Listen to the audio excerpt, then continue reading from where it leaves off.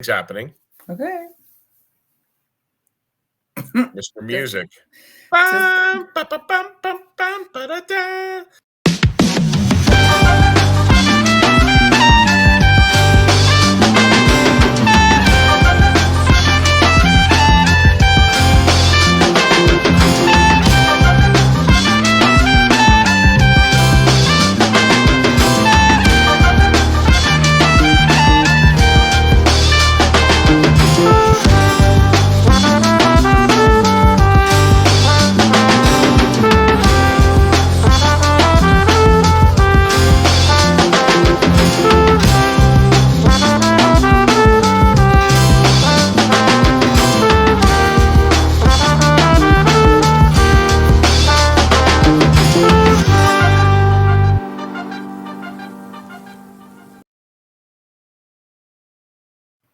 Good morning, everybody. Welcome back to Going On Daily Live. I am your host, Becky, here with Mr. Martin. Good morning. Good morning, Becky. We are on. Who knew? We were having some technical difficulties, but we're here and it's live and it looks like it's working on Facebook. So we will take it. Excellent. We will take it. Excellent. Excellent. So I've got a little on this day in history for you. Okay. Well, actually, there was a few over the last couple of days I haven't seen because I've been away. But on this day, sorry, I'm just reading my calendar as I disappear into this mountain behind me. On this day in 1912 at, hold on, 11:40 p.m., Okay. the Titanic hits an iceberg in the North Atlantic Ocean. Ouch. Yeah. Okay. Ouch is right. Yes. Yeah. But that's a big one in history. Mm-hmm. So on this day, 13 years ago. Wow. Yeah, crazy.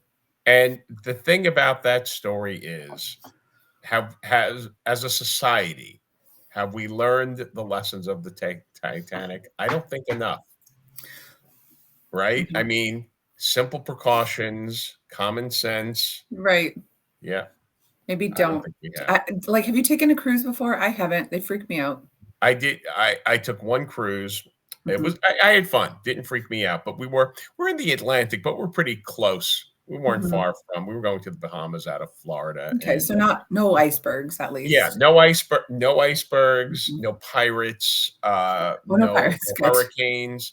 So we had rain one time, one day, but the seas were calm. That's good. So it was a good experience. However, I remember taking a ferry boat, and this ferry boat ship was of substantial size from Boston, Massachusetts to Provincetown in Cape Cod, and the sea was angry that day. No, we were in for a ride. And my poor wife, who she's susceptible to seasickness, was really getting. Oh yeah, it was not good. I am not particularly susceptible to seasickness, and I was like, okay, one more of these, and it's all over. So that's me. Water's great, but gotta respect it. Yeah, I'm a seasick kind of girl. I'm an every motion sick. The planes sick, elevators sometimes make me sick. I had to get rid of my waterbed as a kid because it would make me sick. Those flotation pods, with like the salt water, you just float. Yeah. Made me sick. You're supposed to be calm and floating. No, that I had to leave. I was like in there and I was like, nope. Oh, nope. And you're only floating an inch this way, an inch this way, but no, my body couldn't handle it. Sometimes even just sitting in the ocean, like with my butt on the sand, the water, maybe waist height, motion sick. So, I don't do well on boats. I've never gone on a cruise. It makes me nervous. Okay. Yeah. Anyways, note to self, do not send Becky on a cruise. Okay. Like I really want to though, but I don't know. I do think technology's come a long way since 1912. Yep. Also, but man, they just keep making these boats bigger and bigger. They do. Some of them look like cities. It's bigger and bigger. But with the Titanic, they were going too fast for no good reason, and they didn't have enough lifeboats out of complete. That's wild. Yeah. That to me, like, oh, we got 20 lifeboats, perfect. Yeah. Like 200 people can be safe, and the thousands can die. Right. And there was another ship nearby. What was it? The Californium. It sort of disregarded the calls, the signals, and everything. So a lot of things went wrong for spectacular catastrophe. And some lessons were learned, but it's all sense of, well, let's take some precautions. People don't like it unless the threat is Mhm. right in front of their nose. A lot of times Mhm. people wrestle with basic precautions, but whatever. Rest in peace. Yeah, rest And in peace. Don't go down trying to look for it. Don't go in a private no, yeah, submarine. Just leave well enough alone. yes, yes. Anyways, this has nothing to do with our show today. No, no, bonus topic. Bonus topic. Yeah. All right. Well, I will just let everybody know that you can find us on Facebook down below at RI Broadcasting, and you can support the show with stars over there. On a regular day, you can find us on YouTube at Rhode Island Broadcasting and subscribe there. For whatever reason, our app does not like YouTube this last week. So we're trying to work it out. It is what it is. You can definitely watch the shows after the fact on YouTube. You just won't be able to comment along. Of course, you can follow on Twitch at RI_broadcasting, and you can support the show with bits over there. And finally, you can go to our Patreon at RI Broadcasting, and you can get yourself some merch over there. And you can support our show financially. And of course, we have all the social medias as well. You can check us out there. Yes, you can. So we have an interesting show today. Oh my gosh, am I the first one again? This is tough, Ron, when you make this order. Let me find it here. So, and why don't you tell us about your weekend while I look for my topic? My weekend. Well, I went to a meeting of a group that Ron and I are both members of, the New England Podcasters Group. Oh, that's That's how fun. I came to know you, good people. But they No had their way. That's monthly cool. meeting Saturday, which was a fine meeting. It's a bit of a drive for me. It's without traffic 2 hours 40 minutes. With traffic, Oh. 4, 5, 6 hours. No, but it was a light traffic day. But it was snowing. I thought of you because when I woke up, there was a little Mhm. dusting on the ground. But by the time Mhm.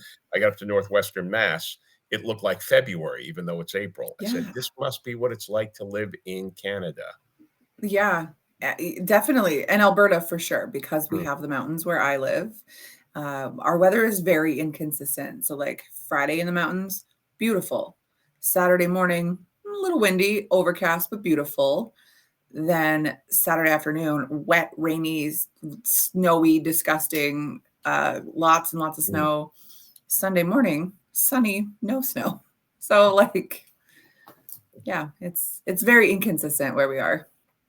But that sounds cool. Ron's saying it's a long drive for him too. Where It is it? is. You said in Massachusetts? Northwestern Massachusetts. Yeah. Oh, okay. Westford, I believe, is the town. Yeah. So do you guys go at the same time and meet each other? Like, have you guys ever actually Never met? met. No, no. I never. In Oh, fact, I thought I had met Ron in person, but I had not. But we're both members, and but it was through the magic of the internet that we came, through the and magic of the through internet, of the course. chat group of the Rhode Island, the New England podcasters that Oh, cool. I was introduced to this project. Yeah. Oh, very Yeah. cool. Yeah. Well, we're glad you came. All right, so I found my story here. Okay. This is about Cologne, Germany. As you can see, there is a beautiful cathedral in between us here. Mhm. So, and the story comes just from yesterday, actually. This is a brand new information. So, Okay. German police in Cologne have detained 5 French men and 1 Belgian woman who have tried to climb the city's famous cathedral. Oh. Okay. This thing is massive, okay? Yes. I don't know if they were thinking like I don't even know. Like there is like Ocean's 13, like it's like a heist or something. I don't know. There I are people out who like to climb for tall sure. architectural structures of interest, and some of them, I'm thinking Philippe Petit, like to throw hook wires across like the 2 towers and Mhm. then walk across the wire. Um, I you know, don't me, understand people. I read books. I used to collect stamps. That's my idea of fun. But no, they Mhm. like to climb interesting architectural structures. Yeah. Mm, Yeah. It's I don't know. Like I don't have the thrill seeking in me, mhm. especially like as the older I get. The thought of climbing something and like falling to my death is maybe not like my favorite. So, yeah, okay. So anyway, so police said that they were informed by the church's security that they spotted young climbers with headlamps on their surveillance cameras in the middle of the night. They're not even climbing in the daytime. They're No. climbing in the night. Come So on, pitch black. anyone can climb during the daytime. Come on, Right. where's the thrill in A that? true experienced climber would climb obviously at nighttime with a headlamp. So you've got, this Yeah. much sun, Mhm. you know. So excuse me. I can't even fathom this. So police officers in riot gear then surrounded the cathedral. A helicopter hovered from above, and these 5 climbers were detained. Now they're saying the 5 climbers, but it says that there were 6 of them, so I don't know where the 6th one was. But until 5 climbers were detained inside of the tower's stairwell, authorities now say that the men were aged between 18 and 27, and the woman was 26, but their identities were not revealed because of German policy. Okay. Apparently, you can't tell. Police confiscated their camera, their cell phone, and a lockpick. And then when they searched the building, they discovered several doors that apparently had been broken up. Like, that's not right. You're not, you like, if you're going to climb it for a thrill seek, like, go climb it, but like, don't break Don't vandalize architecture. it, right? Yeah. Like, it says that they had rucksacks. Is that like a backpack? A rucksack? Yeah. Okay. Containing climbing equipment. This double-domed cathedral. Oh my gosh, I'm telling you, my electrolytes are low and I had no sleep. One man's church is another man's casino. Yeah, right. Well, I guess I'm still thinking of Ocean's 11 or whatever number it was. Right. The double-domed cathedral is a tourist attraction, obviously. One of the oldest, most important Catholic pilgrimage sites in Northern Europe. So it's considered Germany's most famous houses of worship. So like, you're not going to go in there and vandalize this place. It doesn't seem like that was their intent, but but accidents happen, or in order to do the climb, you have to take apart a door or something. So, there's it's a lot of concerns here. Public safety, of protection of an important building, sacred space. There's a lot going on. It says that there was several doors that were broken. So like these guys didn't care. They weren't like, oh crap, we accidentally broke a door. No, they were like, smash this thing to bits. We're getting up there. Yeah, not one of their priorities. But I'm wondering why they were inside though. Like, were they trying to get to a certain level? Like maybe where the points go, trying to get to the bottom and then climb that. It's unclear. Either way, these guys are dumb. I hope they get in trouble. I hope there's some, some fines at least. I don't know about jail time, but like some fines for sure. Yeah, fine, public service. Yeah, for sure. Exactly. Ron says that Becky must need to go to Vegas. I don't know what I need. I'm a lot more conservative when I go to Vegas with my husband. Okay. You make better choices when you're with your partner. When you're with your desperate mom friends, however. Oh, what happens? I see a rom-com. I don't know. This could be $1 million screenplay. Like, I'm getting sick now. I have no sleep. I'm a hot mess. But you know what? I don't know if you saw the show Saturday. I was able to get up 8 a.m., do the show. I was outside in nature. I ended up going for a super long walk and it was beautiful. I saw so many animals on the way. I was like live with you with the Going On Daily, and I was showing deer, and I saw more like as I got off the podcast and went walking, and it was like such a long day. I had like 30,000 steps on Saturday. Wow. So it was, my feet are a little sore, but it was good, to breathe that mountain air. It's like so fresh, and there's something so healing about being in the mountains. Like this picture behind me is one that I took. Like this is, oh my goodness. Yeah, it's when I sent in the group. Like this was just driving. Like this is through a windshield. Like look how breathtaking it still is through a windshield, driving 110 kilometers an hour. It's just gorgeous. And as you can see, like there's snow on the mountain, but like look how beautiful the sky is. Like not a snow day, that's for sure. Yeah. But yeah, no grizzly bears, Ron. Definitely no grizzly bears. I wouldn't be as like, hey, I should go touch that. Well, maybe. But I know by all means, feed them, pet them. It's a sound idea. What is it? You know what's a good idea? If young cubs are around all by themselves, go play with them. Yeah, hey there, cub. I'm just taking care of you. Perfectly I think they say if it's black, fight back. If it's brown, lie down. I think that's the famous adage for like if you see a bear. So if I'm seeing a grizzly bear, I'm not petting. Mine is I'm moving in the opposite direction, regardless of color, as quickly. Really. I don't know. I think bears are pretty fast, and then they can climb trees. So they move quickly. I really feel like it will feel my intention of like it just wants to be friends. It's not going to hurt me. Anyway, probably a dumb idea. One bear at a time. Exactly. let's dive into your topic here. What is Shakespeare. I think you're on your last one, aren't you? the You've last one? Three done by Shakespeare. Yeah, I sort of zoned in on three plays that were, many believe were written in 1595. I don't know if the scholars know for sure, but they were written in a close proximity to each other, wow. and I like them all. And they're also different. And one Hmm. was we started with Romeo and Juliet, a Hmm. tragedy. Then we did Richard II. That was a Hmm. history, and we'll end up, fittingly enough, with the third style, Shakespeare style, a comedy. And Okay. one of his more famous ones, A Midsummer Night's Dream. Interesting. And have you ever seen the play or movie version, or I had don't to know read it? anything about A Midsummer's Night Dream. Okay, so let's say this. Why do people love it so much? And when I first encountered it, I think I had to read it. I was like, boring. Yeah, young lovers, mistaken identities. I'm like, oh God. Then I've seen a couple of mediocre productions which did Right. nothing to change my mind. And look, not everything has to be good, right? But then I saw 1998, 98, yeah, a brilliant production in Boston Hmm. at the theater company I was working with, Midsummer Night's Dream, directed by, I'm just going to mention the name, Mary Zimmerman. If you have a chance to see her work, don't miss it. Hmm. So put a thumbtack in that name. She did a production, and then it was illuminating, and you could Okay. see, I certainly at the basic level, I was entertained, but you could see the genius in the work. So very quickly, one could talk for hours, and I've got about five minutes.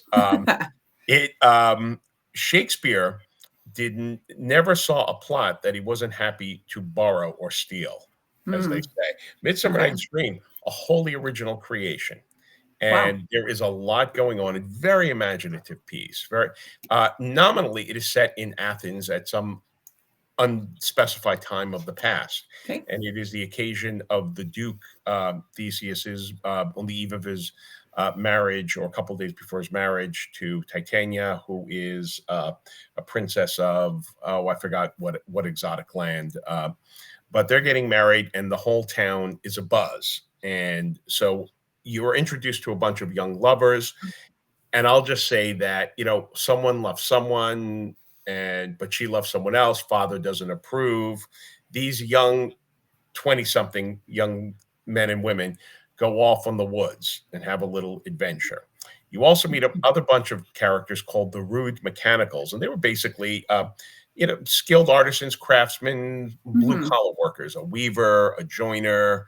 Um, they do manual labor, and they want to prepare a play to honor the Duke and his new wife, for their wedding. So they go off to the woods to rehearse their play. The play is called Pyramus and Thisbe, and it is very similar to Romeo and Juliet. So I we're was going gonna to harken say back to Romeo and Juliet. Now, yes. here's where we say this is a comedy. What that means, Hmm. two things. One, it is funny. When we think of comedy, we say, oh, it should be funny.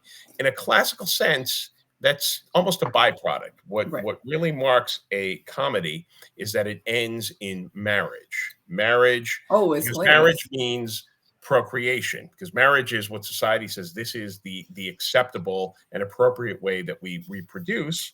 And Hmm. so marriage brings new life into the world, and Okay. that is comedy. Since for people who are Christian, we're in Holy Week.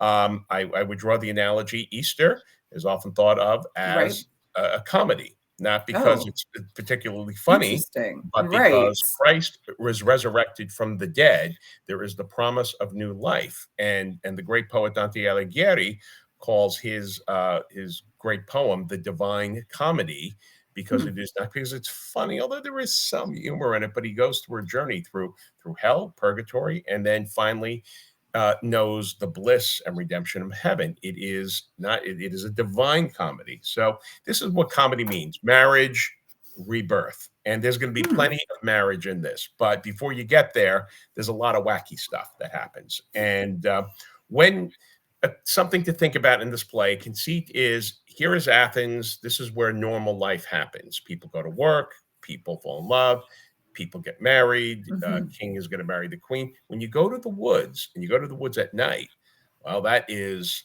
a mystical place. Yeah, of course. Strange things happen. The laws of nature and of physics do not apply. Who lives in the Yeah. woods?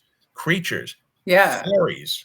Okay, and these fairies are not little cute little pixies with wings. They're evil These fairies, creatures. I wouldn't say evil, but they're tough. Okay. They're you don't want to. They're certainly mischievous, and we'll meet when some of the characters go to the woods. Then we meet the fairy world. We meet the king of the fairies, Oberon, and the queen of the fairies. Why am I blanking on her name?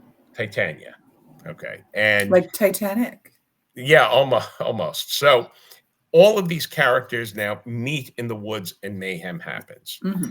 What by the end, all is righted. The young lovers, they meet with the people and they are joined with the people they're supposed to be married to, and they move forward with their proper lives in the real world after their adventures in the woods.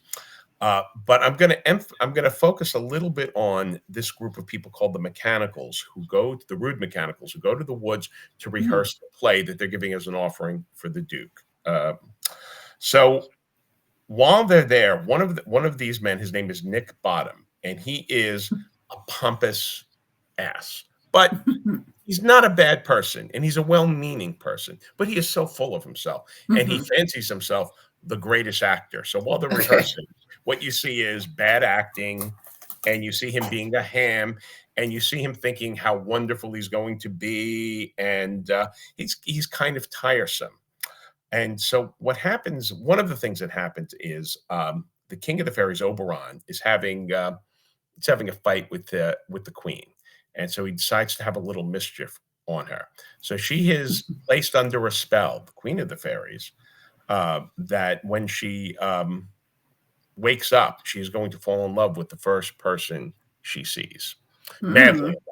And lo and behold, they decide that Nick Bottom should be that person. But that would be funny enough. But they transform Nick Bottom's head into the head of a donkey. And so when the beautiful queen of the fairy wakes up, she sees Nick Bottom, a human being, but his head is a donkey's head. Because And he's an ass. yes, because he is, but he really is now. And she falls madly in love with him. And all of a sudden, Nick Okay. Bottom realizes, I am special, and he thinks he's wonderful. And Does he know his head's a donkey? not really. He knows that Okay. he scared his friends. They've run Okay. away for him. They're like, he's a monster, right? Okay. But now this beautiful, exotic woman is just throwing herself at him, and all her minions are there pampering him, all these other fairies, and he's loving it, loving it. So, and this is funny, and Oberon is enjoying this, and the audience presumably enjoys it. And eventually, again, all this comes to an end. Oberon's had enough, and he goes, okay. They fall asleep. They change Nick Bottom back into a man, and then Titania wakes up, and she's no longer in love with him. I lean into this part because this is one of the things that makes this play extra special, above and beyond a lot of other silly romantic comedies of this time period and other time periods. But you have these great characters, they're having these adventures. But when Nick Bottom wakes up, he has this moment of a wonderful realization. And this is Shakespeare at his best. And I'm going to read just a little bit, if you will indulge me here. I will. Okay. Nick says, God's my life, stolen hence and left me asleep. I have had a most rare vision. I have had a dream past the wit of man to say what dream it was. Man is but an ass if he go about to expound this dream. Methought I was, now there is no man can tell what. Methought I was, and methought I had. But man is but a patched fool if he will offer to say what methought I had. The eye of man hath not heard, the ear of man hath not seen. Man's hand is not able to taste, his tongue to conceive, nor his heart to report what my dream was. I will get Peter Quince, a friend of his, to write a ballad of this dream. It shall be called Bottom's Dream, because it hath no bottom, and I will sing it in the latter end of a play before the Duke. Now, that's all very well and good, but what he described there is basically the artist's path, a shaman's path. people leave their world, they go out, they have an experience, some otherworldly experience. Maybe it's a dream, maybe it's an adventure, Mhm. maybe it's a hunt if we want to go, Neolithic. And then they come back and either they express it or tell it themselves, or they find the person in the society who can best write it or paint it or perform it, Mhm. and they tell it. And this is how we make art. And that's what happened to Nick Bottom. He had this extraordinary experience. He doesn't know how to define it. And he realizes that happened. And his friend Peter Quince is the director of the play that they're trying to do. And he thinks right away, I will share it with Peter Quince and he will turn it into this great ballad, and then I will Mhm. perform it. And so it's this wonderful little tidbit that Shakespeare it's not a throwaway. It's so because it's just so special. And that's a good journey to have. And certainly deeply religious people, spiritual people will have such journeys.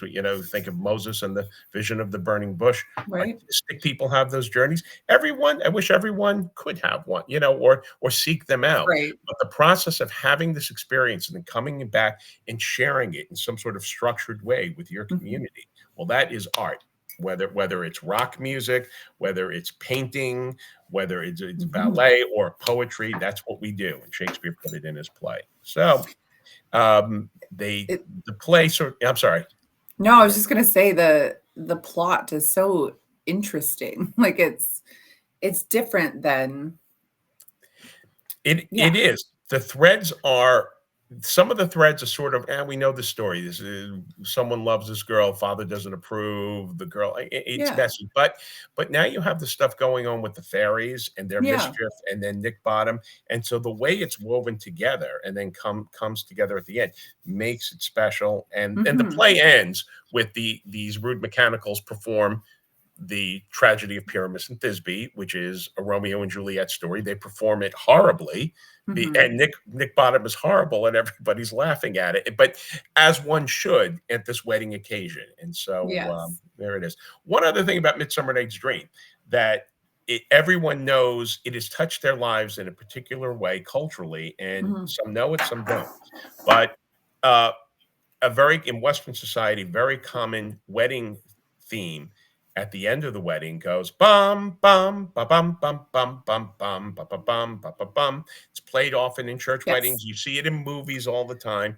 Well, Yeah. that music was written by Felix Mendelssohn, and it was for a stage adaptation of A Midsummer Night's Dream. It is the wedding march from A Midsummer Night's Dream. So were it not That's for this cool. play, It Mendelssohn would wouldn't not have written that exist. music, and we'd be Okay. ending our weddings with something else. So who knows I what? love it. You know Yeah. what? I was having a little bit of a laugh to myself when you first started talking, like, the fairies and then the spell on this woman, and I'm thinking, like, man, there must be fairies on mom's trips because Oh, once you get a few drinks in you, man, you're in love with that first person you see at the bar. yeah. Well, Losers, and you're just like, oh my god, I love him. Like, no, you love your kids and your husband at home. You're like, yeah, but look at this Greek god. And then the lights turn on, and then you're like, no, yeah. absolutely not. But it's like going in the woods, and this theme has come up whether you're reading, the tales of the German Black Forest of the Grimm's brothers, which are basically folk tales Mhm. from all over Western Europe, or reading Right. the Asian tales, or Stephen Sondheim's Into the Woods. There's this line, anything can happen in the woods. This is a common trope. This is, Mhm. but for us, it's not necessarily the woods anymore, although it certainly was on this continent for many years. But now Las Vegas is certainly like that. The Whatever, woods. what's the saying? Whatever happens in Vegas stays in Vegas, because Yes. it's different from our lives, and whether it be with the help of lubricated with spirits that we Lubricated. imbibe or the excitement of Yes. everything that's going on. It is a different world than our everyday life, Totally. and things happen. Some good, some not good, some exciting, but worthy of stories when one Yes. comes back. So Totally. Well, for Vegas, it's the lights and it's the sound. It's like yeah, when in Rome kind of moment. And say the sure, mountains, man, like the yeah, mountains are magical. Like they they do are. something to you, and you're just like, I'm a crazy person all of a sudden. Yeah. Amazing. I love it. I do not like I'm not familiar with a lot of Shakespeare stuff, mostly because I don't understand it. Um, I'm sure there are watered down versions for a brain like mine. No, no. Um, It's hard. No, it's hard. It's not a measure of one's intelligence because the yeah. language, although it is modern English, Yes. there are words that are we're not familiar with. More than anything else, there are references that he's making that we're Right. not familiar with. So people, you have to study it. If you're producing it and you're performing in it, one does research, and people Hmm. have devoted their lives to drilling down into the To minutia of understanding what it. this word means. Yes. What's so it's not that, but what I would say to people is, but don't give up. This is not because you're some sort of shortcoming within you. It's a little challenging, but if one were to see a play, if it's a good production, Hmm. that production will bring the clarity to Hmm. what's being said. Fair. And there you go. And if you're just reading it, well, I say try and read it out loud. But they have aids, and on the low end of the aids, there's the infamous Cliff Notes, Right. and that's low end. It has a function, but there are great, scholarly or not even scholarly editions, just good print editions available with annotations right there, and that will help you along as you read it. They're not that expensive. Hmm. Hell, you can get them online for free, probably. Oh, And that's that'll get cool. but nothing. Look, for me, I didn't like this play. Saw it twice. Like, Oh, boring, boring, boring. Until I saw a production that illuminated all the genius in it for me. Now I mm, can't. Now I can't not love it. So that's cool. I love that this director changed it for you. yes, yeah. Thank you, Mary Zimmerman. Yeah, thank you, Mary Zimmerman. Amazing. Uh, Well, I love this. I love this uh, series, I guess, that you were doing here. Definitely do another series. It's cool. I enjoy a good series Shakespeare. topic. Okay, Right. we can do Yeah. one. Violence in Shakespeare. There we. Oh, yeah, that'd be a good one. Right. 13-year-olds killing themselves. Yeah, Yeah, great. yeah. Cool. Cool, cool. All right. Right. Yeah. Well, as I normally do, I've got the doom and gloom news to discuss. Okay. I don't know why I do this. Like, I'm such a joyful, happy person, but for some reason, I come on the show and I'm like, hey, what horrible things are happening in the world? Let me tell you all about it. Oh boy. Yeah. So, this is from this week as well. A foster mom is charged with abuse as authorities investigate whether or not this little girl in her custody was traded for a monkey. Wow. Um, Martin, I know. So this Can't woman's imagine. in. I can't No, I imagine. can't imagine. No. So a Missouri foster mother, she's been charged with child abuse and endangerment. Now authorities are investigating whether or not she traded this adopted daughter. So it wasn't even a foster child. This was an adopted daughter to somebody in Texas. So Missouri to Texas, not super, well, I mean, it's not super far, but not super close. It's a couple Mhm. states away. Traded it to somebody in Texas for a monkey and then mistreated her other children in care. So this woman is a 70-year-old lady from No. Winfield, Missouri. They are not saying her name to protect this child, which sometimes I agree with, sometimes I don't agree with, because like, yes, I understand protecting the child, but like, I want to know who this lady is so I can like hate on her Yeah. Yeah. more Right. formally, right? Well, properly. Yes. Yes. Yes. She's been jailed on a $250,000 bond since her arrest on last weekend. Her next court appearance is set for, well, it's next Tuesday. So I guess tomorrow it's set for. Okay. The attorney, well, actually, sorry, let me back that up. Yeah. No attorney is listed for this woman in the online court records. Probably some, there's some greasy attorneys out there, but I think even defense attorneys have a limit, like So what they're doing. Well, I would say she's entitled to a fair defense. She's not entitled to get away with it. And that's not yes, what, for sure. But she, I wonder though, if you're like appointed somebody, if you cannot afford legal counsel, one will be appointed to you, right? right. But like as that person, do you have to compromise your morals or your values to defend someone who did such a heinous crime?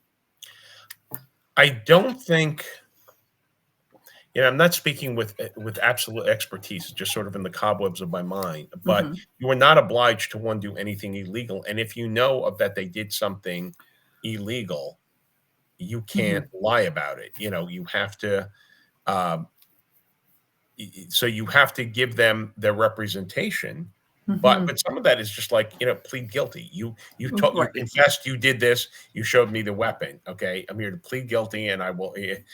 So I don't, strictly speaking, I don't think you have to do bad for them. I think Right. where we run into trouble is some attorneys are very comfortable doing. Yeah. what their clients are, and they'll do it like, this is what we can do within the boundaries of the law, but I'm gonna try and get you off. Or what, Right. sometimes you get them to plead to something and hope Right. for the best. But Yeah. I think Ron is writing people suck. Yeah. I mean, Yeah, they do. people take advantage.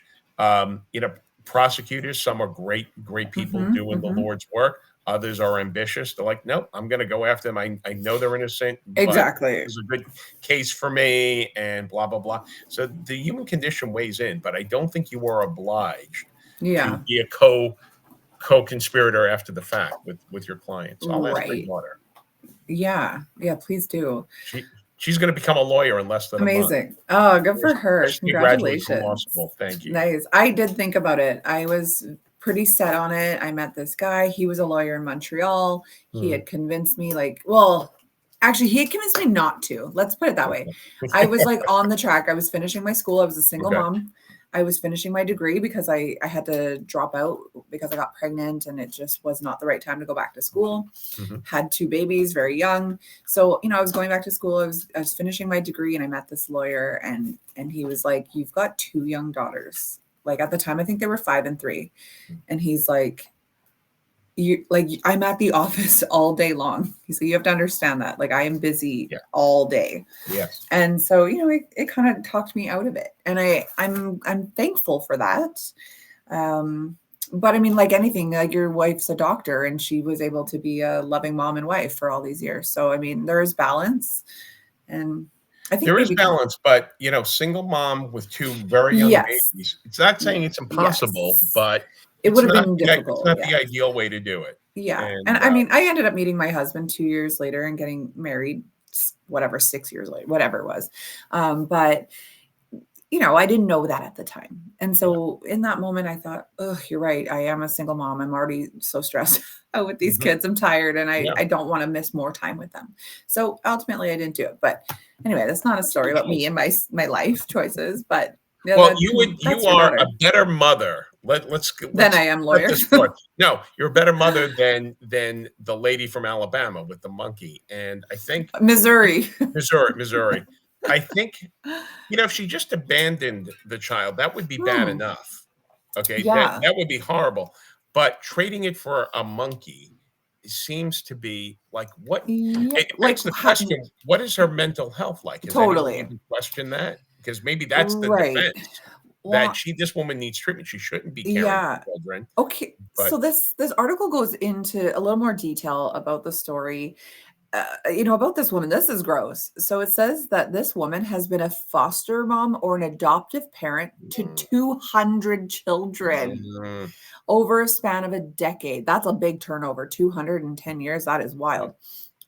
Uh, so it like this isn't the only child to come out saying that they've suffered at her hands. Let's say this physical abuse, emotional abuse, similar to the teenager that was sent to sure. Texas for a monkey. The girl from Texas told authorities she was beaten with wooden trim, shoes, a paddle. So that's pretty awful. And it Hmm. says that she's tried to tell people and no one believed her. Hmm. Probably because you see this like selfless Mother Teresa type. She's taken in 200 kids Yes. over the past Yes. decade. She would never. No. So, it says that in February, a deputy who was working as a school resource officer in Missouri was contacted about this girl missing in classes. The probable cause statement said, while investigating, the deputy was told of a rumor that the girl was traded for an exotic animal to Mm. someone in Texas. The deputy then asked authorities in Texas to check on this girl. Child welfare officials in Texas looked into her protective custody, and Wood said that she is doing well in a group home there. Mm. So, this kid's already in, the system, right? She's Mhm. been adopted. Right. She probably did the group home thing for a while. Like this kid's already got trauma, and now she's going to have Yeah. abandonment because Mhm. you traded her for a freaking monkey, right? Like, I don't We know. This is crazy to me. My daughter has a degree of expertise actually in the foster care system. Okay. I forgot what class she took and this may have been as an undergraduate, not even in law school, but Mhm. a couple of years back, she was having a discussion with me and was astonishing at how at times it does great things, but at other times it does horrible things. One of the problems is if people are not vetted properly, you have people Mhm. like this parent Yeah. who's turned over all these kids, Yes. and Lord knows what abuse they've been subjected to. And that's Right. no, but I would say this: foster care was designed to be a temporary system for people Mhm. in a crisis and needed Yes. some time. Yeah, like respite Yeah, almost.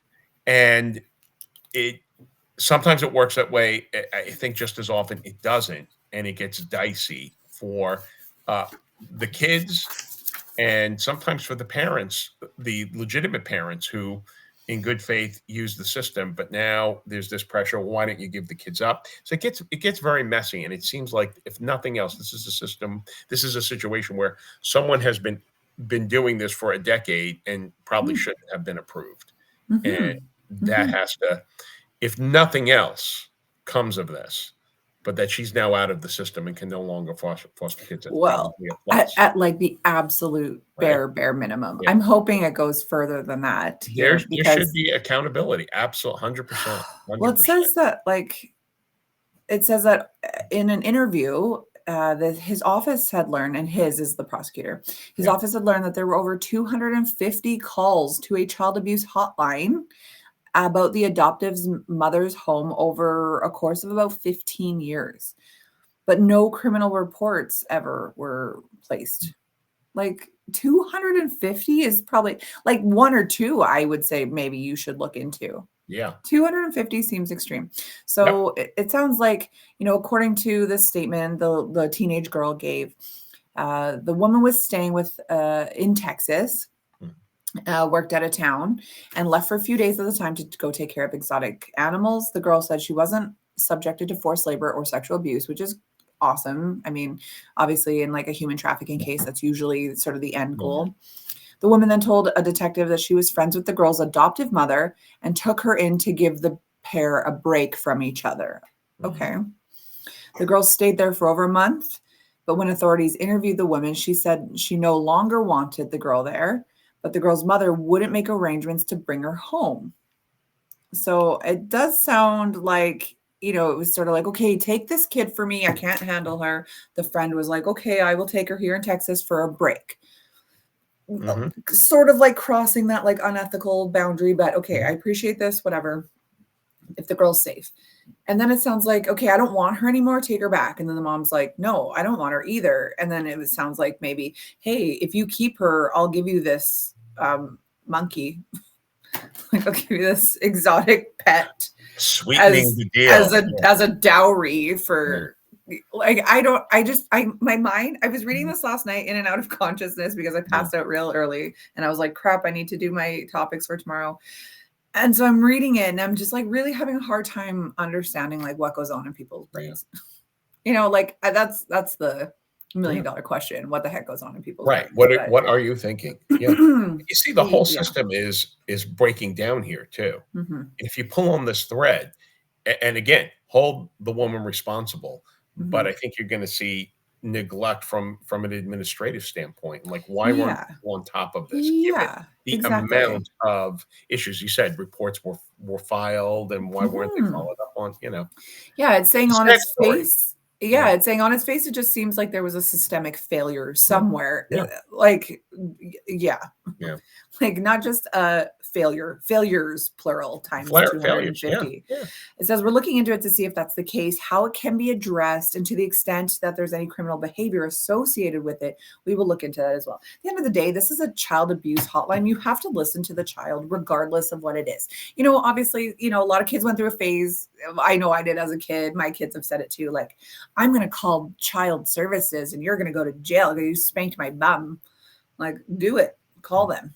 yeah, Yeah, I actually showed my kid like a year ago. We were going to physio and it was in a building that had child protective services in it. And I was like, this is the door. Like, if you, and my kid was like yeah, 13 or 14. yeah, And I'm like, this is where you'd go. And she's like, mhm. okay, I'll remember that. I'm like, no, you won't. Get out of here. I don't do anything to you. Oh god.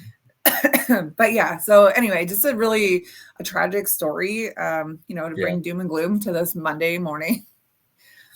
A lot of Hugo, sadness out in the world. A lot of yeah, it sad- is. Hugo says usually government officials don't do anything unless something really bad happens, like broken bones and stuff. We're And reactive. even then, I think unless that kid goes to the, like, let's say emergency, they do X-rays, they see like old damage or multiple damage, like on their bones or whatever. They might just disregard it at first. Oh, it's a broken bone. Kids fall and hurt themselves all the time. It's like could be legit, but when they see there's multiple breaks in the same area, or a lot of old wounds, then they might be more on alert and then call. But yeah, it's terrible. We really should believe the kids more often than we Mhm. do, especially 250 calls Well, about when the there's same a person. preponderance of evidence that, I don't think one has to be Sherlock Holmes to uncover problems Yeah. in the home. Okay, I think there's Yeah. enough evidence just lying out there. Well, As a people, we're good at reacting to something, to the yes. broken bones. We're great at Yeah. that. But prevention, the more abstract thing, is difficult for the species. Yeah. And let's put it this way too, like bones will heal. Emotional abuse is a heck of a lot harder to Lingers. overcome. Like Yeah. there are studies that show that physical abuse is a lot more or a lot more manageable, let's say, than emotional abuse. So anyways, we are so like beyond where we need to be right now. That's what I love about the show, is that it runs. But Oh, we've got sure. about 15 minutes left. So why don't you tell us about your run-in with a celebrity? I want to do that. Okay, so brush with celebrity. So this time this was with Felicia Rashad. Okay, yeah. People remember her certainly from Yes. the Cosby Show, but Cosby's, yes. I met her. It was in the mid '90s. Also, same place where I encountered this great production of Midsummer Night's Dream. It was the Huntington Theater Company in Boston, and she was starring in a play called oh God, I had this on my tongue yesterday. It'll come to me. It was by Pearl Klieg, and this is what happens, Becky, when you turn 60. Things that you have rock solid now all of a sudden. Friend, this is what happens when you turn 38. But it was a wonderful play. A wonderful play about these characters, fictitious characters, living in the Harlem Renaissance in New York. Blues for an Alabama Sky. So they were. It was an interesting cultural piece. She had the lead role. And this was a very special play for her. It was done, I believe, at one other theater before the Huntington, and then it was going to go on to be presented at a different regional theater. So when I met her, she came to my office. I was the publicist at the time, and among the things that I had to do was write all the press releases, and then make sure that the media in Boston covered whatever we were doing, which they did. But when you have a mega A-list celebrity like Felicia Rashad, there's a lot. Everybody wants to talk to her, including TV, which is sometimes very difficult to get coverage for theater. So this all had to be managed. At any rate, she comes to my office to review the press release, and this is not typical where an actor in a play will come in and say, "I need to approve the press release." But she came in and she looked at me. Diva behavior. I'm sorry. Diva behavior? No, because she was very professional, but she was firm, and she is a person of charisma and strength, hands down. And she looks at me and she goes, "I'll need to approve the press release before you send it out." And I said, "Oh, that's fine, Felicia. I have a copy right here." And so I give her. Now, I also know one other thing too, and I understand why. This play was very personal to her. And a lot of people who are doing, marketing and press for theater companies are good at that. They may or they may not have a background in dramatic literature, let's say. Right. And if they don't, they're not always sensitive to the nuances of the play. And I think I was a relatively young 30-year-old white guy. What do I know of the experiences of the people in this play? And again, it was very special to her. And her suspicions, I think, were well founded, but I happened to be very good at what I did and cared about dramatic literature. Right. And Yeah, so of course. I didn't feel defensive. I was very confident. And so she scrutinizes the blurbs that sort of articulate what the play's about. And then she looks at me. She's just staring at me. And then she smiles and she said, "This will do fine." And I said, "Yeah," that was like the nicest compliment you could get. But the Yeah. other side of that now is I needed her to go do interviews, go on press junkets. Right. And she disappeared off the face of the earth with respects to me. She was coming to rehearsals Oh, and she ghosted you ghosted me back before ghosting was a thing, before it which is was a thing. all I had Right. was a phone and a voicemail. But Mhm. there was time. We had a window. There's like 5 weeks of rehearsal. Yeah. You need to have these in the can so that they're hitting a week or two out. So, but after about a week of her not responding to my calls, I'm like, okay, I have to get her. When I'd see her Yeah. I go rehearsal because whatever. But I said, Felicia, we need to book these interviews. So please, you need to call me before sundown today. And then I added with, don't you love me anymore? So I thought I'd lighten I mean, we were on a time deadline, but I thought I'd lighten the mood and be playful. And so she did respond right away. And she goes, yes, I'm available for this day, and very, articulated how we're going to do this. And then before she hangs up, she said, and yes, Martin, of course I still love you. And I That's wish I hilarious. saved that. I really wish I saved that. And she did all the pieces. She was great. And watching her work in rehearsal, one thing came to mind that when you meet a TV celebrity, they may, Mhm. they may be great in what they do, but that may be the Mhm. limits of what they can do theatrically. And that's Right. Yep. no sin, no crime against them, but this is what they do. Right. Right away, you could tell there was so much more artistic depth to Felicia Rashad. And their sister is Debbie Allen, who is a singer, dancer, choreographer Mhm. of no, they're talented people. And as I'm looking at it in rehearsal, I said, oh, I want to see her in Greek drama and Shakespeare. And I told my boss, the producing director at the time, and the director of the play, I said, you guys should be doing Medea with her in the Mm. lead role of Medea. And years later, like maybe 10 years later, sure enough, the director of Blues for an Alabama Sky, Kenny Leon, was Mhm. directing Mhm. Felicia Rashad and Medea. And I'd like to think that maybe I planted the seed, but in Like truth, Tyler Perry's Medea? no, no, no. This is no Oh, real on the stage. I forgot if it did a Broadway run or not, but Felicia Rashad was playing Medea and Kenny Leon was directing. I like to think I maybe planted the seed, but in truth, they're smart people. They saw the potential in her, right. and very easy to figure out that she needs to be doing work of this level too. So that was my Mhm. brush with Felicia. She was terrific in the play. It was lovely piece, and we got all the press coverage we need we expected, and she came through at the end. Oh, But good. those are my two encounters with Felicia. Yeah, she sounds like a professional, which is awesome. I Yep. mean, she like I was joking, diva behavior, but Yeah. I think you can definitely get some egos in the Sure. acting world. Mhm. So it's nice that she was, humble about it and No, she was, and you know what? lovely. And there were a lot of ways you can present that too. Mm, Like, "Listen, buddy," the finger pointing at my chest, and yeah. but she just said, "I wanna read this over." It was to my credit, I think her credit, that she read it and she Mhm. saw, yeah, I had captured the essence of the play, not just the Yeah. plot, but the tone of the play, the texture of the play, and yeah, I knew Mhm. that's what I was good at, but there was no reason to expect I would naturally do that, and she was polite about how she Mhm. approached it, so, Oh, lovely. That's yeah. nice. Ron says, "Let's go, Martin." Always a great story. Totally. Oh, Yeah, you have thank you, lived Ron. more lives Thank you. than all of us combined. I'm telling you. Uh, Well, we've only got about 6 minutes left, so okay. I will skip BAMP facts. As you can see, my background just Mhm. disappeared. I don't know why. It won't let me change it, which is fine. But why don't you finish your last topic, Oh, Sammy's part two?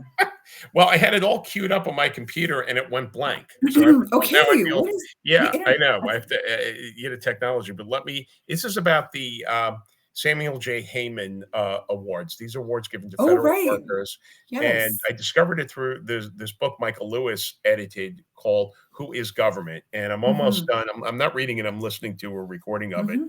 and it's so exciting, it's so stimulating, and it's also making me sad because a lot of these people now have either maybe they've lost their jobs, but maybe their departments Mm. have lost their funding. But one No. story is more fascinating than the next. And writ large in our country, the federal government, it does not necessarily brag about its accomplishments. Right. And some of it that's by design. And the people there are there, look, we're here for service. And what happens is if there's a gap in information, sometimes or frequently, non-honest brokers look to fill Mhm. that gap in, and they Yeah. look to exploit that, let's say, for the personal gain or political gain. And so there's been tropes promulgated here for years, decades, that federal workers are lazy, that it's inefficient, that there Mhm. was a deep state controlling things, Right. there were that the IRS is evil. And look, there are inefficiencies, there are imperfections, Yeah. but the stories about what people achieve in terms of public Right. health, science, weather prediction, Yeah. these are extraordinary stories that make so many good things possible. And so, as a sort of public relations move 20 years ago, was decided to give out awards for exceptional government Mhm. service. So at least people get a sense of, this is Yeah. what you have to pay tax dollars, and it stinks, but look what you're getting. Yeah. So these awards are nicknamed the Sammys, and I was reading some of the winners from 2024, and they disappeared from my screen. So I'm gonna take 30 seconds to call them up. But I would just like to say the people that Lewis and the other authors highlight in the book are very impressive, and the people who Mhm. won the awards are also um, very impressive. And I just thought it'd be fun to share these stories of Well, know I know what's I going was on in the world. listening the one day that you were on with, I want to say Ron, Hmm. and excuse me, I don't know why I'm coughing so much today. It was about these workers who had figured out there was like a human trafficking Yeah, ring yeah, with children, I the believe. children. Yeah, And yeah, absolutely. That should be honored and revered and held up hmm, on a pedestal, but because that is yes, an amazing job that they did. I'm sure, yes, those kids felt so desperate in that moment. hmm, Am I ever going to be rescued? Whatever. And they were. And I think that's beautiful. And I'm glad that there is a thing like the Sammys. yeah, Excuse me, that does recognize these accomplishments. And I mean, it's a horrible thing to be known for. I mean, you would feel a sense of like, I don't know, just sadness or uh, I don't know, like trauma yeah, associated with yes, it for sure, yeah. even as the person who rescued them, because you know that these kids had to go through it. But like, man, amazing job. Well, I'm going to cut a little bit here and do something adjacent to this, because it's not we're on a time level, and I thought I was so clever in sort of locking it in on my screen for this reference. But in the book, Who is the Government? There was someone highlighted. He worked for the IRS Mhm, in a crime division, and mhm. there is the sense that the IRS is looking to steal our money, and they're looking to, but and they're going Yeah. after ordinary Americans. But in the crime division, Mhm. they're going after cybercrime. And what this Right. one man has done over the years, by diligently putting a team together and trying to follow cryptocurrencies, he Right. has broken up rings that have been using cryptocurrency to fund terrorism, funding money Mhm, to Hamas and ISIS, and not only broke up these rings and prevented God knows how many attacks, but mhm. made money for the government from confiscated cryptocurrency. He Wow. has broken up a child pornography ring Wow, being amazing. funded on cryptocurrency. And not Wow. only did he capture many, many perpetrators in this ring, including what a couple people were law enforcement officials in this Mhm. ring, Yeah, and of course, there always uh, is. and one or two church leaders, I think, but all Noble stop them. nobleman, Yes, yes. stop this cold. These people are in jail, confiscated their money. So his programs are funding themselves, and Mhm, they're taking money that they confiscate. They're using to fund other things, stopping not the average middle class worker, mhm, not regular Americans, but criminals. And another, he broke up a cybercrime ring. It was it's something to do with mhm. cryptocurrency, drugs. What made it was crypto fraud Okay. made billions of dollars. Wow. Stop the fraud. So the sense of, you know, th- these things cost us money. They don't cost the taxpayer. And my point in highlighting all of these is that they don't take credit. Part of it is they're humble, but part of it is they don't want to tip their hat. They lie Mhm. low so as not to tip off criminals, that Right. there is this investigative unit. Exactly. So when people then say, look at the government, and they fill in the gap with false ideas that they're coming to steal money from you, they're reluctant to speak up because they want to keep their Yeah. anonymity and so because I had on my end, and I'm sorry that the information That's disappeared. I can't okay. find it in a timely way, but this is the essence of these stories, and the few other award winners I'll get to another time is they have done good things for the Forest Service, or predicting tornadoes, or getting people health care that they need, and they're doing it for not a lot of money. People, they Mhm. could be making more money in other private industries, but they do Mhm. it for the service, and we all benefit. And when it's working well, we don't know they're doing it. So, in Yeah. other words, they're not in our face.